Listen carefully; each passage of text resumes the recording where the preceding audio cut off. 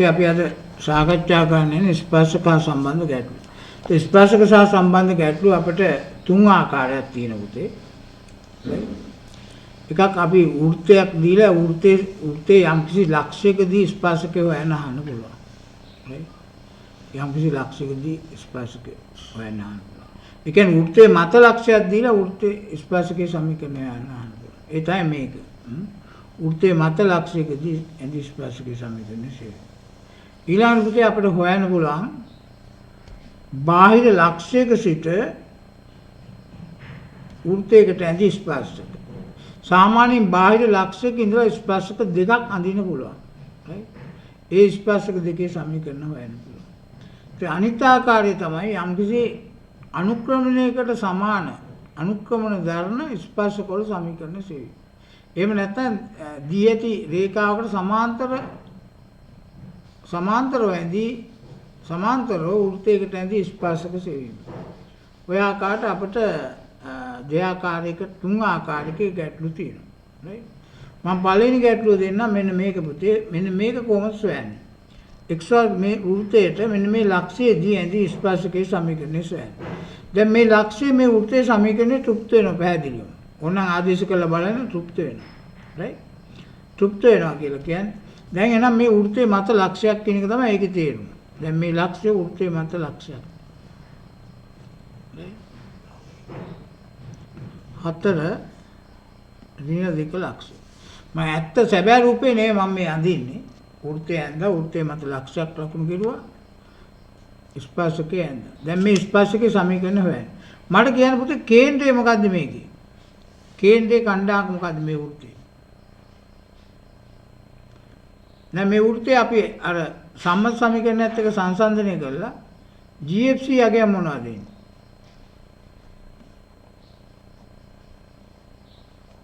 සම්මත සමීකරණය x වර්ග ධන y වර්ග ධන 2gx ධන 2ක් fy ධන c සමානයි බිඳුව. දැන් මේකත් එක්ක සංසන්දනය කරුවොත් මට කියන්න පුතේ GFC අගයන් තුන මොනවද කියන්නේ?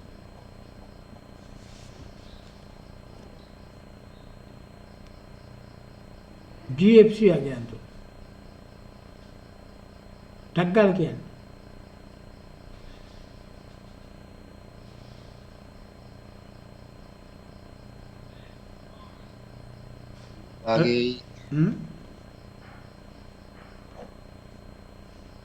G අගේ මොකද්ද මේ සමීකරණ දෙක සංසන්දනය කරලා කියන්නේ මොකද්ද G අගේ?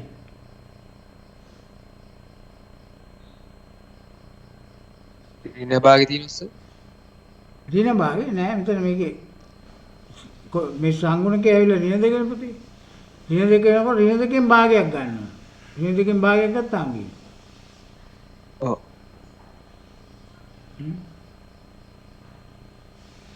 ඔව් ඍණ එකද එතකොට? ඍණ එක ඒක තමයි. ඍණ එකයි. ඒක F වලගේ කීයද?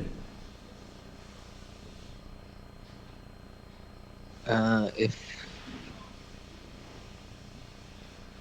අත තියෙන ඍණ 20ද 4යි වයි ඍණ 20ද? ඔව් ඍණ 20 තියෙනවා. ඔය එතකොට C එකේ ඉන්නේ ඍණ 20. F වලගේ F විලා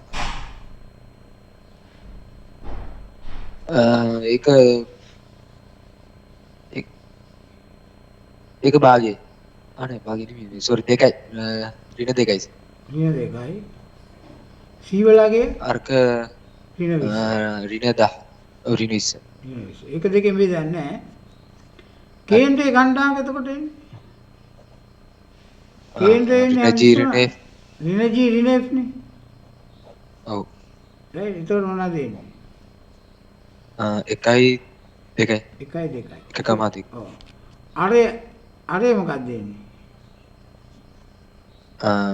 අරයෙන් ඉස G වර්ග ධන F වර්ග ඍණ C ඍණ C වල වර්ගමූල.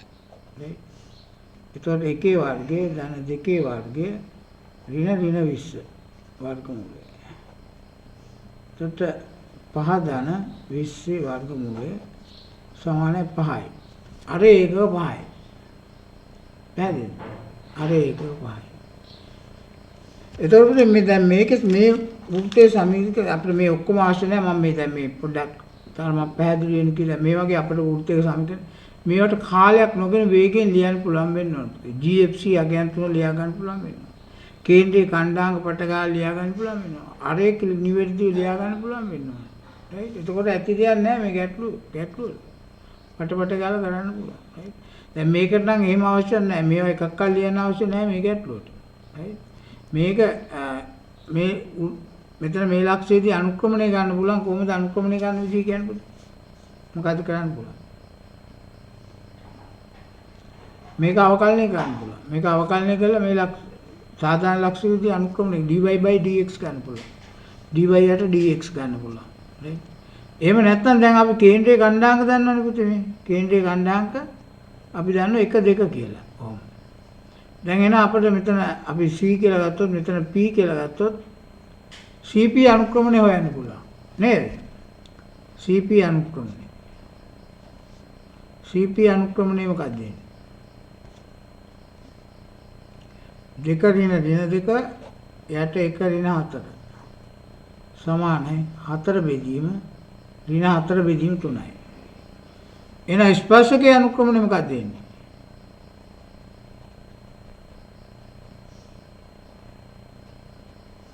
ස්පර්ශකයේ අනුක්‍රමණය මොකක්ද පුතේ? ඒක ඍණයකින් ලම්බක වුණාම ඍණයකින් මේකේ පරස්පරය අරගෙන ලකුණු වැඩි කරන්න ඕනේ. පරස්පරය ලකුණු 3 බෙදීම 4යි එතකොට එන්නේ.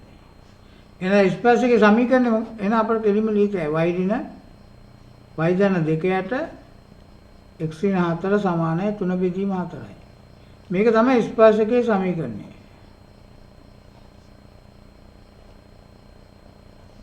ස්පර්ශකයේ සමීකරණය අපිට මේ ආකාරයට එනවා. මේක සුළු කරගත්තන් පස්සේ 4ක් y ධන 8 සමානයි 3යි x ඍණ 12. 4ක් y ඍණ 3යි x ඍණ 20 සමානයි 0යි. ඔන්න ඕක තමයි ස්පර්ශකයේ සමීකරණය. පැහැදිලිද? ස්පර්ශකයේ සමීකරණය. ඊළඟ පුතේ හරිම වැදගත් අපිට ස්පර්ශකයේ සමීකරණය නොදන්නා පද වලින් තියෙනවනේ පුතේ. ඒ නොදන්නා පද වලින් තියෙනකොට ඒකෙන් අපෝහණය කරගන්නත් පුළුවන් වෙන්න ඕනේ. right? ඒක මොකද සමහරවිට අපිට ගැටලුවේ තීලි කොටසට ඒක පෙන්වන්න කියලා තිබ්බොත් ඒක භාවිතයෙන් ගන්න වෙනවා අනිවාර්යයෙන්.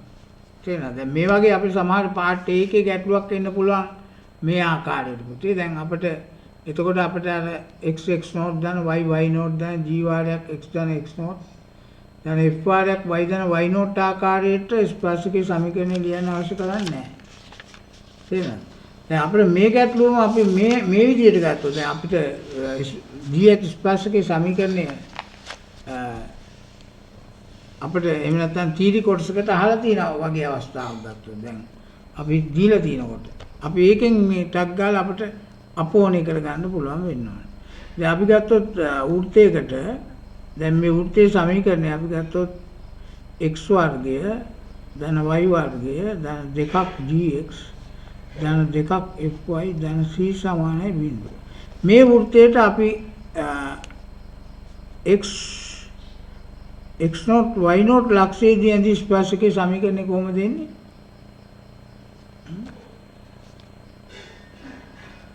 p x naught y naught इदी and the स्पर्शकයේ समीकरण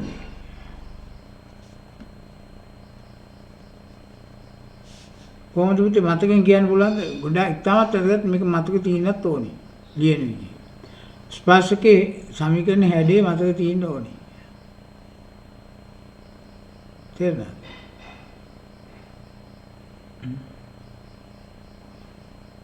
මම පොඩි අර arrangement එකක් කරන මෙන්න මේ වෘත්තයේ සමීකරණය.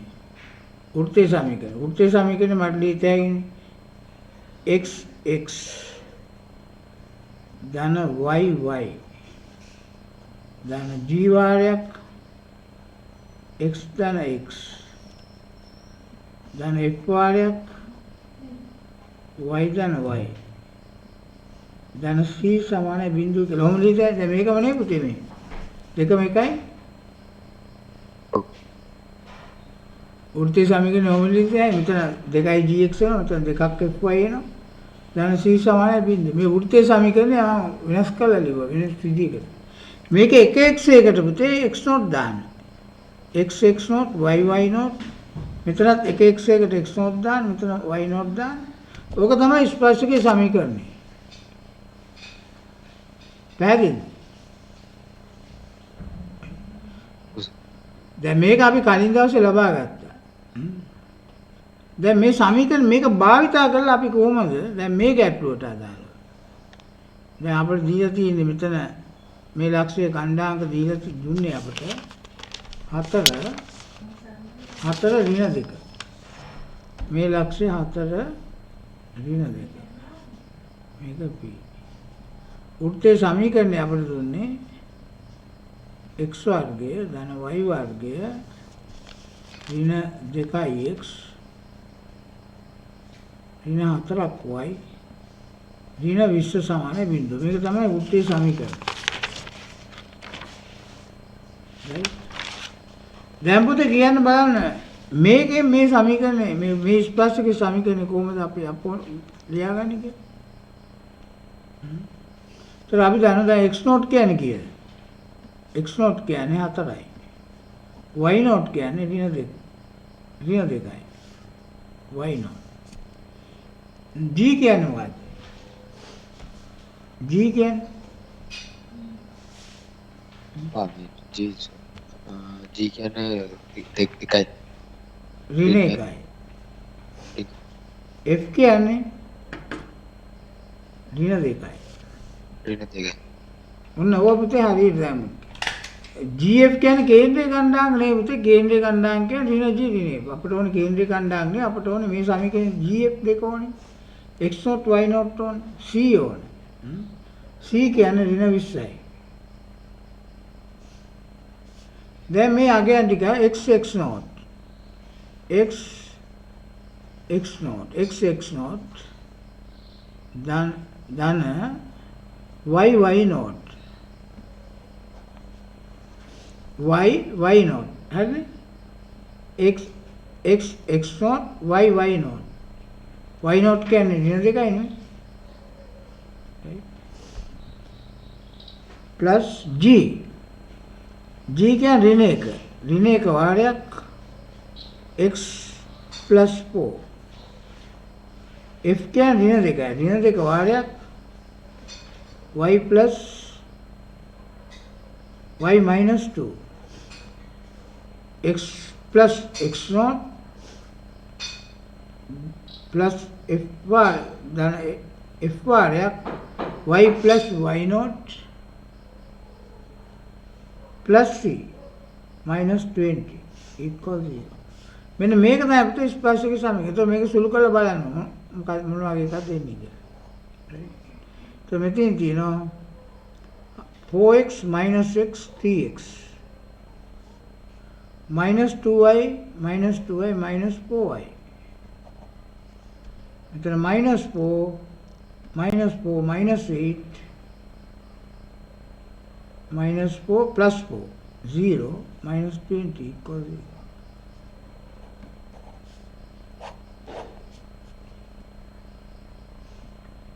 ඔය ආකාරයට පුතේ ආදේශ කරලා ගන්න පුළුවන් වෙනත් ඕනේ.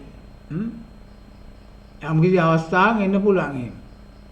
ඒක අපිට ගැටලුව ඉදිරිපත් කරන ක්‍රමය අනුව තමයි විභාග ගැටලුව අපිට ලැබෙන විදිය අනුව තමයි ඒක සිද්ධ වෙන්නේ. right? අපි දැන් මේ පාර්ට් A එකේ ගැටලුවට සූදානම් වීම සඳහා ගැටලු ටිකක් කරන්න හදන්නේ. හරිද? දැන් මේකත් එක්කම දැන් ඊළඟ දැන් ඔන්න එක වර්ගයේ ගැටලුවක් ඉවරයි. ඒක බොහොම පහසුයි. දී ඇති ලක්ෂයකදී ස්පර්ශකයේ සමීකරණය සේම. දැන් වෘත්තය. ඊළඟ ටයිප් එක තමයි මේ. බාහිර ලක්ෂයක සිට වෘත්තයකට ඇඳි ස්පර්ශකවල සමීකරණ සෙවීම. right? බාහිර ලක්ෂයක සිට වෘත්තයකට ඇඳි ස්පර්ශකවල සමීකරණ සෙවීම. right? මම ඒකටත් උදාහරණයක් දෙන්නම්.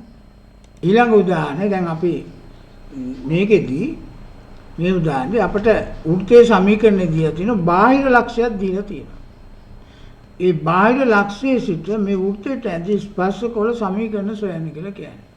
අපි දන්නවා වෘත්තයේ බාහිර ලක්ෂයක සිට වෘත්තයකට ඇදී ස්පර්ශකවල සමීකරණ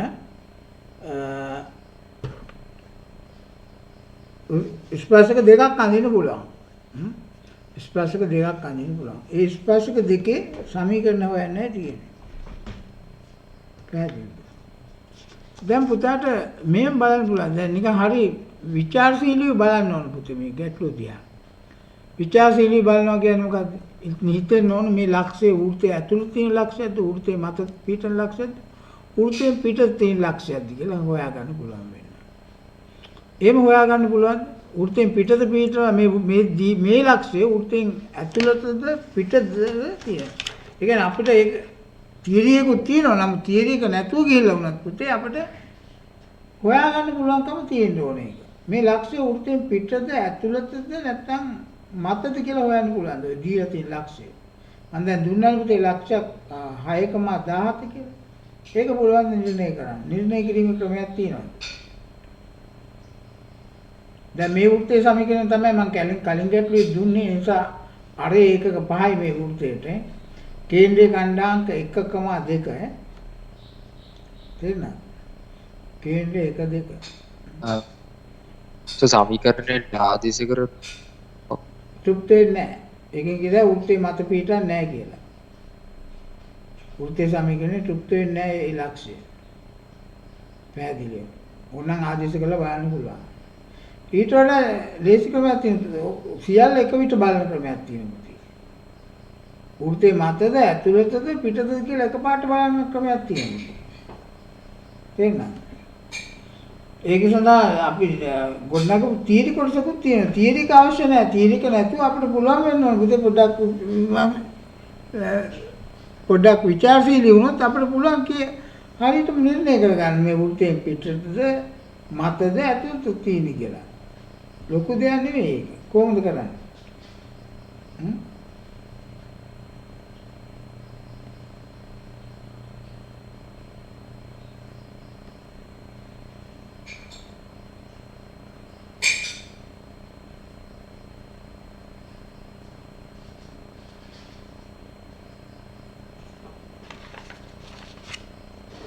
පොඩ්ඩක් කල්පනා කරලා බලන්න පුතේ.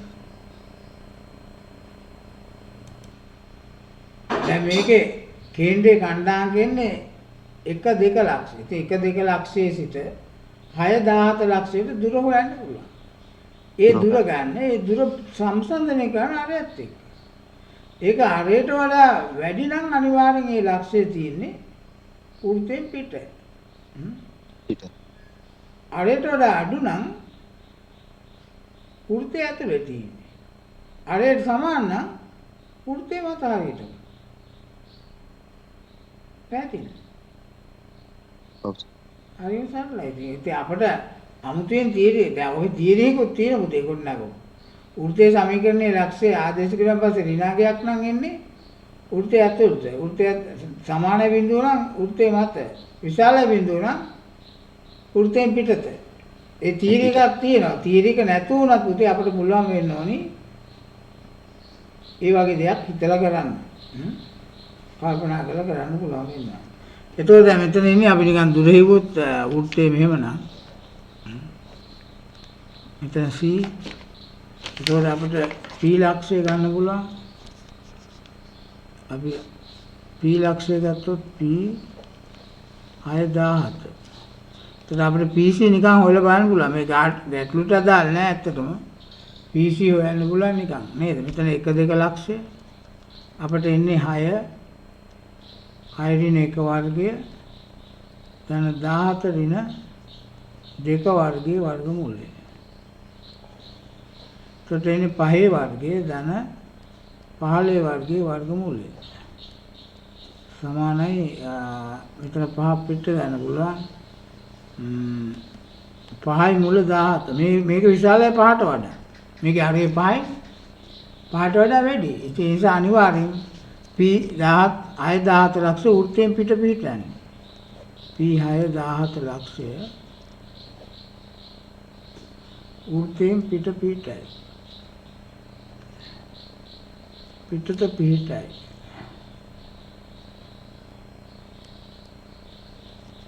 වෘත්තයෙන් පිටත තමයි පිටන්නේ ඒ ලක්ෂය. දැන් අපිට මේ ස්පර්ශක සමීකරණය ඒකත් හිතලා කියන්න පුළුවන් වෙනවා පුතේ. අපි දැන් කොහොමද මේ ස්පර්ශක සමීකරණය හොයන්නේ? දැන් බාහිර ලක්ෂයක සිඳලා වෘත්තයට ස්පර්ශක දෙකක් අඳින්න පුළුවන්. ඒ ස්පර්ශක දෙක කොහොමද අපි හොයාගන්නේ? කොහොමද හොයාගන්නේ ස්පර්ශක දෙක? දැන් මේ ලක්ෂයේ ඉඳලා ස්පර්ශක දෙකක් අඳින්න පුළුවන් නේ පුතේ මෙහෙම. ඒ දෙක කොහොමද හොයාගන්නේ?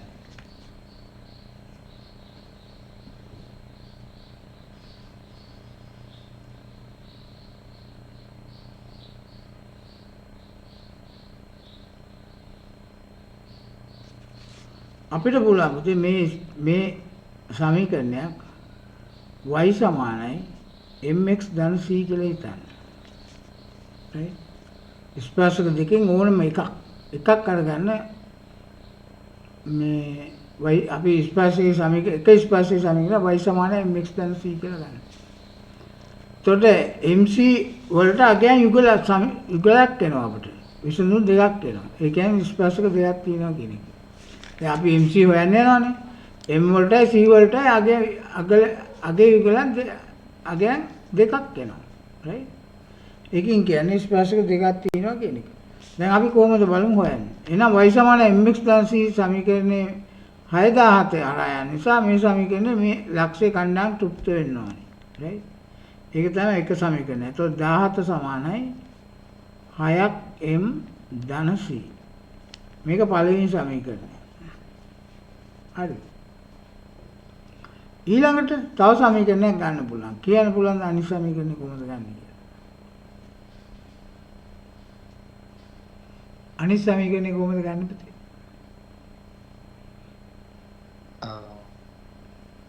y සමානයි mx ධන c වලට ස්පර්ශ වීමේ අවශ්‍යතාවය ගන්නවා. එහෙම අවශ්‍යතාවය ගන්න මොකද්ද? හිතලා කියන්න බෑ මොකක් වෙන්නවද?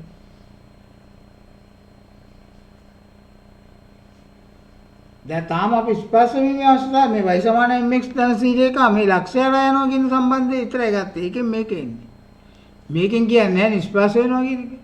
තාම y සමාන mx ධන c කියන වෘත්තයට ස්පර්ශ වෙනවා කියන එක අපි ගත්තේ නැහැ. ඒ ස්පර්ශ වෙනවා කියන එක සමීකරණයක් බවට පෙරලෙන්න ඕන. ස්පර්ශ වේ කියන වගන්තිය සමීකරණයකට පෙරලෙන්න ඕන. කොහොමද සමීකරණයකට පෙරලෙන්නේ?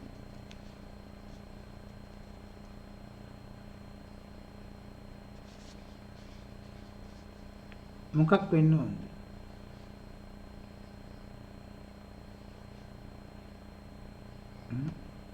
මේක ස්පර්ශක නම් මෙතන අපි හරයක් ඇන්දොත් ඔක ලම්බක වෙනවා.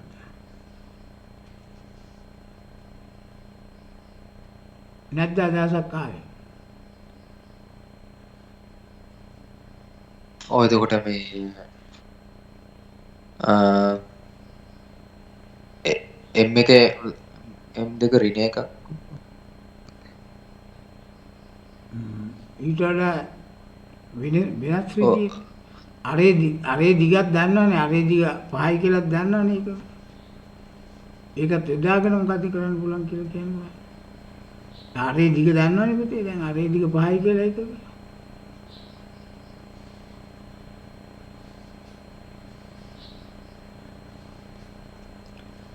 එන්නේ නැද්ද?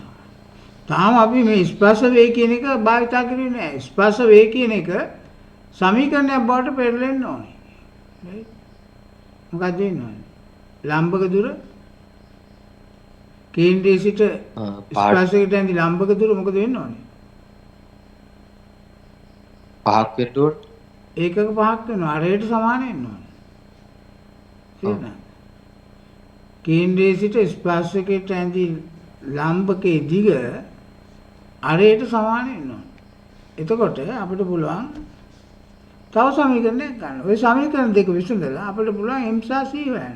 m සහ c හොයන්න කියන පස්සේ m සහ c වලට අගයන් යුගල දෙකක් එනවා. ඒතකොට දැන් ඒකෙන් කියන්නේ ස්පර්ශක දෙකක් පවතිනවා කියන එක. ඒ ස්පර්ශක දෙක තමයි මේ දෙක. දැන් එහෙනම් අපි හොයමු. මොකද වෙන්න ඕනේ? අරය සමාන වෙන්න ඕන. කේන්ද්‍රයේ සිට ලම්බක දුර අරයට සමාන වෙන්න ඕන. ඉතින්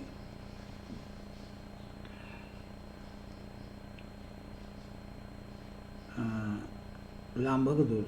ඒ කියන්නේ අපි ගත්තොත් CP. අපි මෙතන Q කියලා ගත්තොත් CQ දිග. CQ දිග සමානයි 5ක් වෙන්න ඕනේ. ඒ වගේම අපිට මේ රේඛාංග හොයන්න පුළුවන්. මේ ලම්බක දුර සූත්‍රය මතකයිද පුතේ? සූත්‍රය මතක නැද්ද? මං කිව්වනේ වෙඩි වගේ මතක තියෙනවනේ කියලා ලම්බක දුර සූත්‍රය. නේද? මතකයි නේද? මොකක්ද සූත්‍රය? මතක නැද්ද? මොකක්ද ලම්බක දුරේ සූත්‍රයේද? ඔව්. මතක නැද්ද?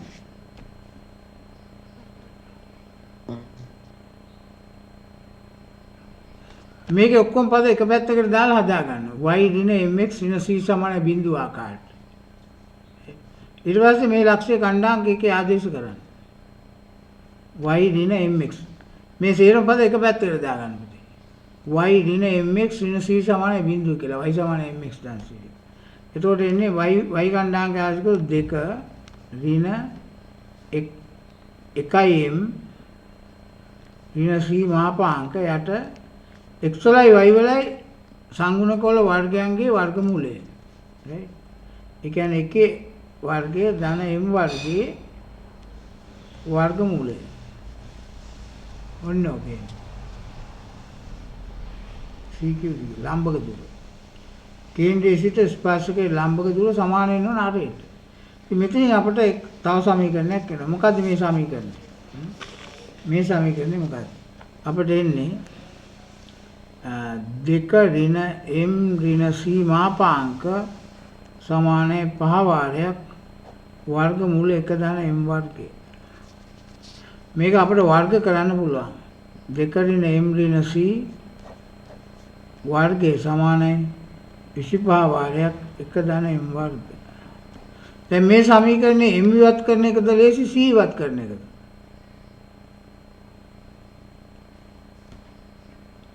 c ඉවත් කරන එක ලේසි. මොකද දෙපැත්තෙම m තියෙනවානේ. මෙතන c මෙතන විතරයි තියෙන්නේ. તો c වල දැම්මොත් 2 ඍණ m ඍණ c වලට අපිට දාන්න පුළුවන් 6ක් m ඍණ 17 කියලා.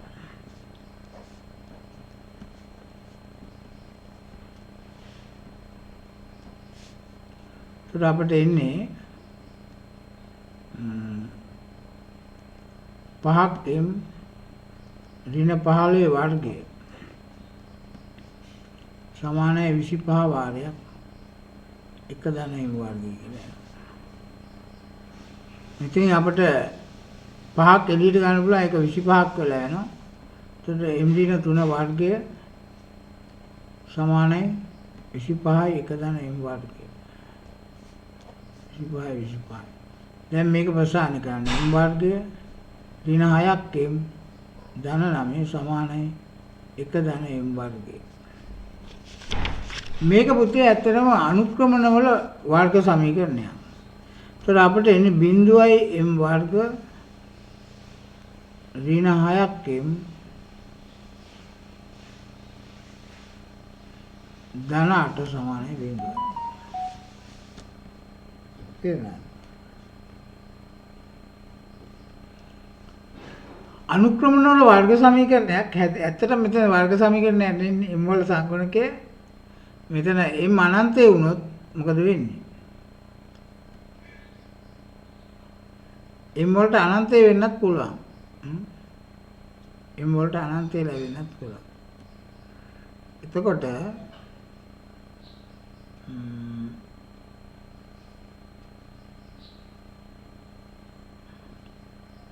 m වලට අනන්තය මේ අනුක්‍රමන වර්ග සමීකරණයේ එක m මගයක් තමයි අනන්තය.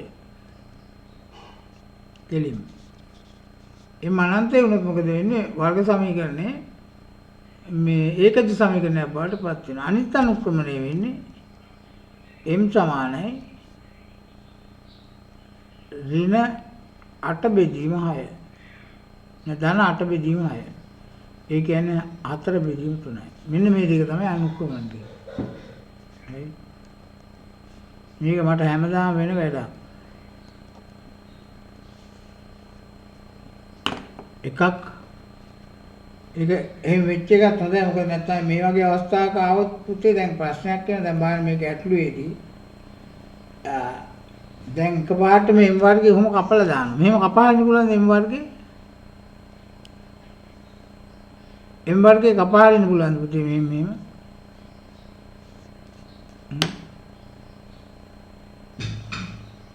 පුළුවන්ද M වර්ගේ කපන්න?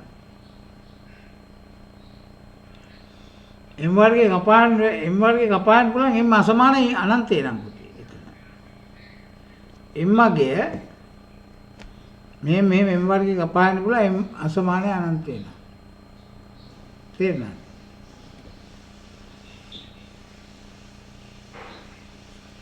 නැත්තම් කපාරින්න බෑ M වර්ගය. right? ඇත්තටම කියන M වර්ගයේ සංගුණකය 0යි. එතකොට ඇමිස්සෙම දැන් අපි දන්න පුතේ අනුක්‍රමණ වලට අනන්තයත් අයිති. අනන්තය කියන්නේ යම් කිසි රේඛාවක අනුක්‍රමණය අනන්තය කියලා කියන්නේ y අක්ෂයේ සමාන්තර වෙන රේඛා. තේරුණාද? ඒක සාමාන්‍ය වර්ග සමීකරණ විසඳනවා වගේ නෙවෙයි අපි ගොඩක් වෙලාවට මේ අනුක්‍රමණ වල වර්ග සමීකරණ විසඳන්නේ. හරි ප්‍රයිස්යෙන් විසඳන්නේ. දැන් සාමාන්‍ය පුරුද්දක් වශයෙන් එකපාරට මොකද කරන්නේ? මෙතන කපා දාන්න පුළුවන් මෙතන. එතකොට අපිට එන්නේ අනුක්‍රමණයට එකක් ගෑයි. ගාන සම්පූර්ණ වර්ධිනවා. තේරුණාද?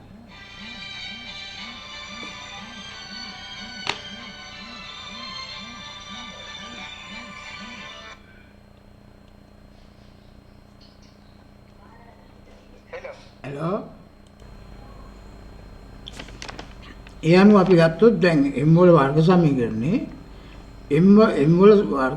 M වර්ගයේ සංගුණකයේ බිඳුව වීම නොසලකා හරින්න බෑ මේව. මොකද හේතුව අනන්තය M වලට අනුක්‍රමණ M වලට අනන්තයක් ගන්න පුළුවන් නිසා. ඒකට එකක් M සමානයි අනන්තය. ඊට පස්සේ මේක බිඳුව කරලා ගත්තොත් ඉතින් ඒක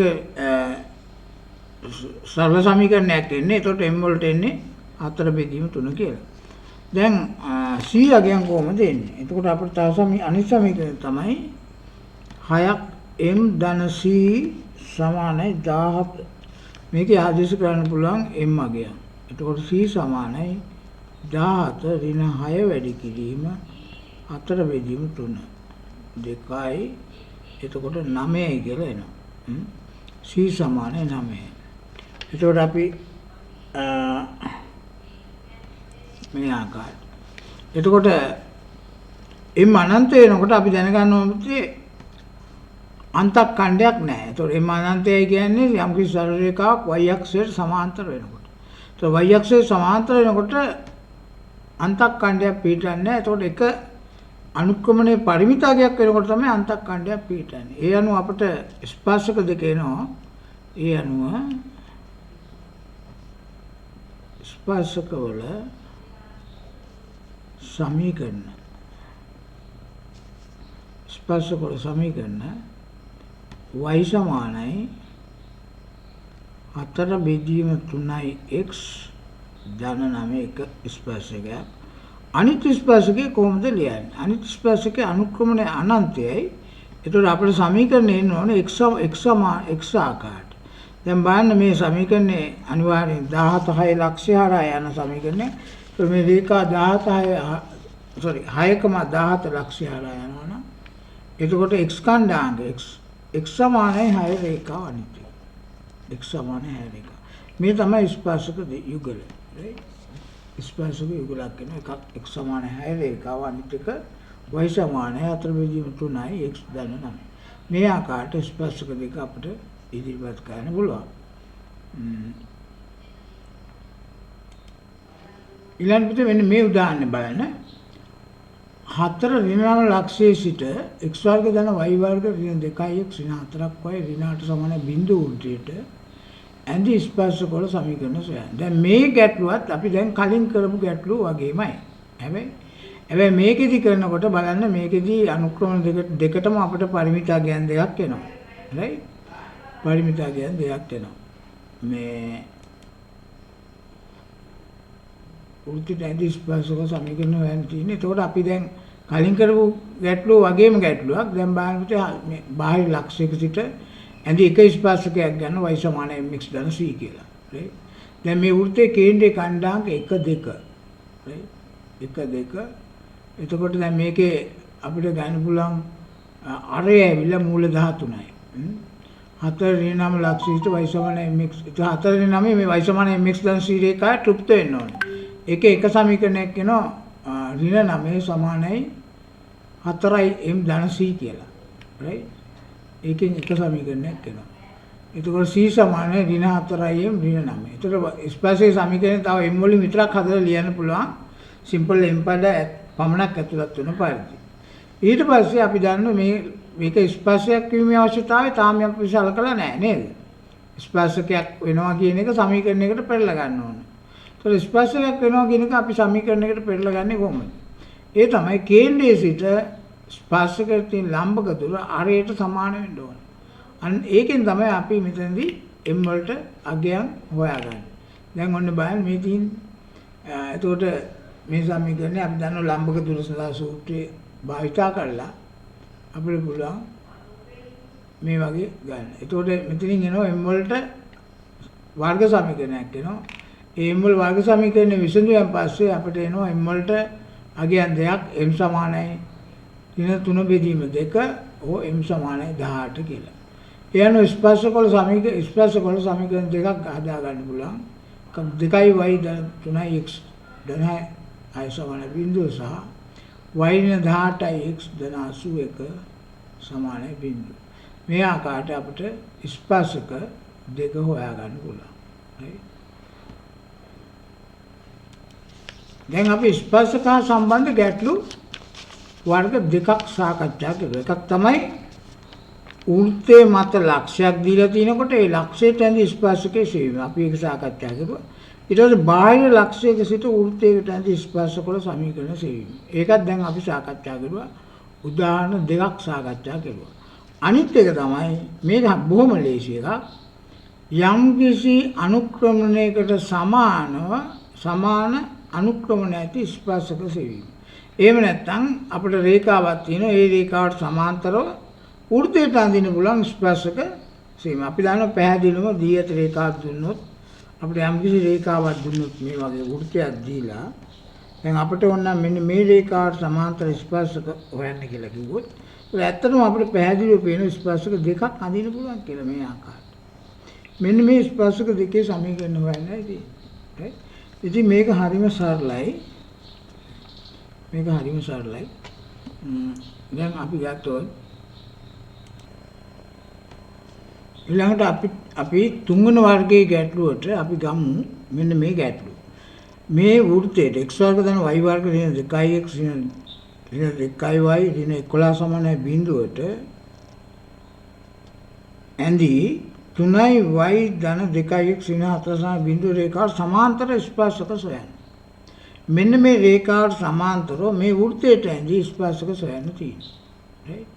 දැන් අපිට හරිම ලේසි මේක. දැන් අපිට මේ වෘත්තයේ සමීකරණයේ කේන්ද්‍රය අපි දන්නවා GF අගයන්දී GFC ඇවිල්ලා ඍණ 1 ඍණ 11. මේ තමයි GFC අගයන් දෙක. right? කේන්ද්‍රයේ කණ්ඩාංක කේන්ද්‍රය කියලා කියන්නේ ඍණ G ඍණ 1.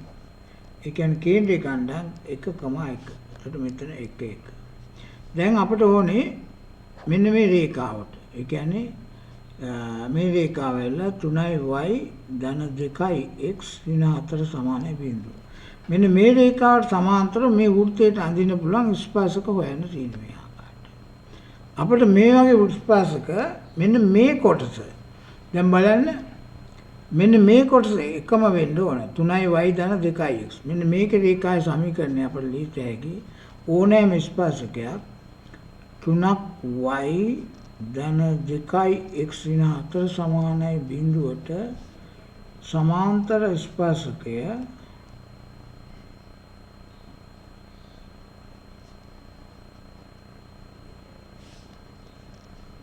සමාන්තර ස්පර්ශකය 3y ධන 2x ධන කේයි ගනිමු.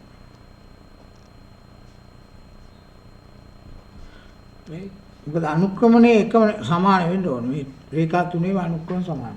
ඒ ඕනෑම ස්පර්ශයක් අපිට 3y ධන 2යි x ධන k කියලා ගන්න පුළුවන්.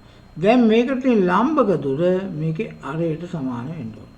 දැන් මේකේ අරය මොකක්ද දෙන්නේ? අරය. අපි වෘත්තයේ අරය එන්නේ r සමානයි 1 වර්ගය ධන 1 වර්ගය ධන 11 වර්ගමූලය. ඒක මූල 13යි. අරය ඇවිල්ලා මූල 13යි. දැන් අපිට මෙන්න මේ කේන්ද්‍රයේ සිට මෙන්න මේ රේඛාවට ඇඳී ලම්බක දුර අරයට සමාන කරන්න. එතකොට 3 වැඩි කිරීම 1 ධන 2 වැඩි කිරීම 1 ධන k මාපාංක යට 3 වර්ගයේ ධන 2 වර්ගයේ වර්ගමූලය සමානයි මූල 13යි කියලා එනවා. මෙතනින් එනවා අපිට 3 5 ධන k මාපාංක සමානයි මූල 13 වැඩි කිරීම මූල 13 13යි. එහෙනම් 5 ධන k සමානයි ධන හෝඩින 13යි. ඒත් අපිට ධන සැලකුවොත් අපිට එනවා ධන සැලකුවොත් k සමානයි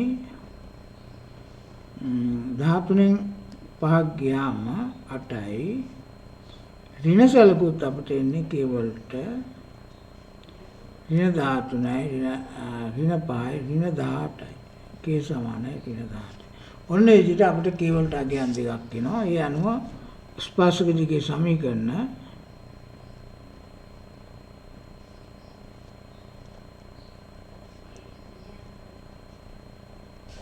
ස්පර්ශක දිගේ සමීකරණයනේ y සමාන 3y ධන 2y x ධන 8 සමානයි බිඳුව සහ 3y ධන 2y x ඍණ 18 සමානයි බිඳුව. මෙන්න මේ ආකාරයට අපිට ස්පර්ශක දෙක හොයන්න පුළුවන්. මේ රේඛාවට සමාන්තර ස්පර්ශක දෙක. මේ ආකාරයට හොයන්න පුළුවන්.